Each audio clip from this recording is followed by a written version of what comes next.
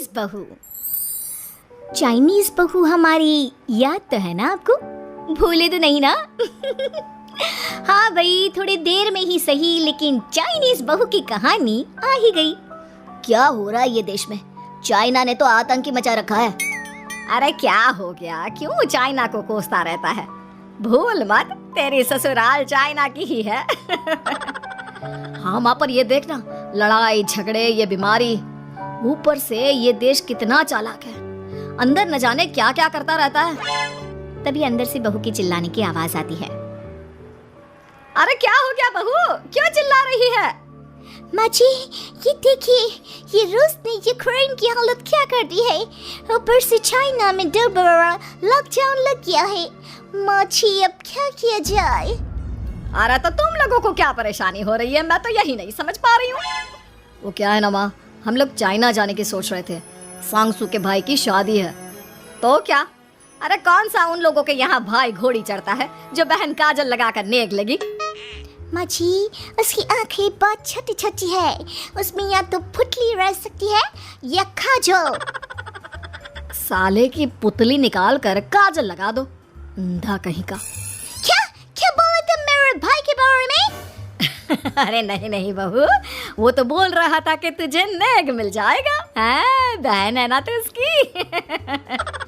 नहीं नहीं माँ जी, मैं सब समझती, ये मेरे भाई का मजाक बनाते रहते। कितना सीधा है मेरा भाई, बिल्कुल छिपकली जैसा। नहीं नहीं बहू, सीधा गाय जैसा होता है। सही पकड़े हैं माँ जी। हाँ, तो मेरे भाई की शादी है, मैं चाइना जरूर जाऊंगी। तभी एक पड़ोसन आ जाती है। अरे नहीं नहीं बहू, तू कहीं ना जा, हम लोगों का मन कैसे लगेगा तेरे बिना। ले बहू, तेरे भाई के लिए ये शॉल रख ले, हमारी तरफ से गिफ्ट कर देना।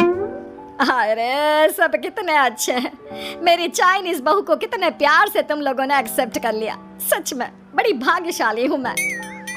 कैसी बात कर रही है? ये तो हम लोगों के देश की खूबसूरती है कि हर किसी को दिल से अपना लेते हैं, बस वो भी दिल से हमें अपना समझे। कैसी बात कर रही हैं आंटी जी?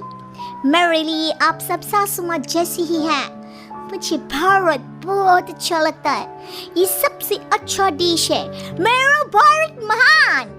वैसे भी लड़के की शादी जहाँ होती है वो तो वहीं की हो जाती है ना। जीती रे बहू, सही बोल रही है। औरत तो होती ही पानी की तरह है, जो जहाँ जैसे रखे वैसे ही शेप ले लेती है।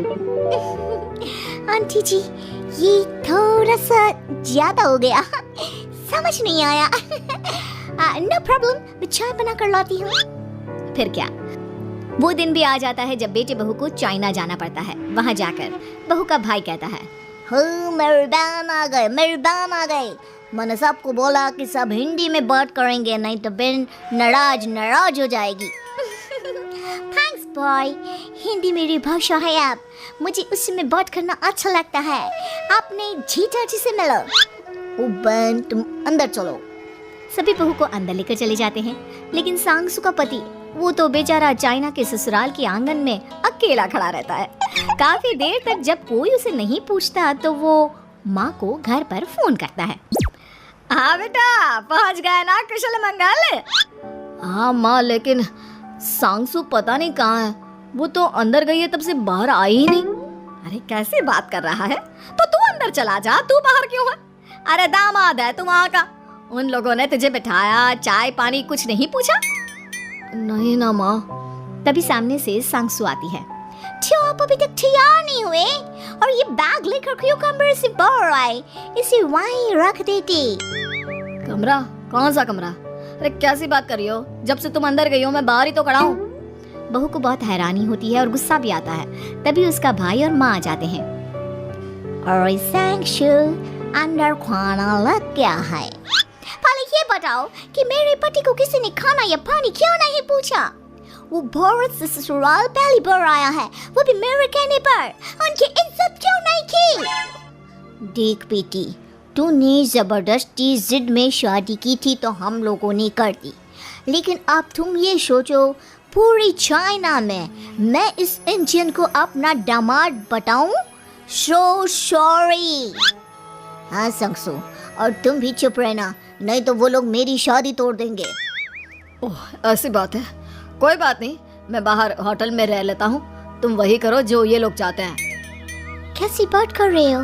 शादी के बाद पति जैसा भी हो, जो भी हो, पति होता है।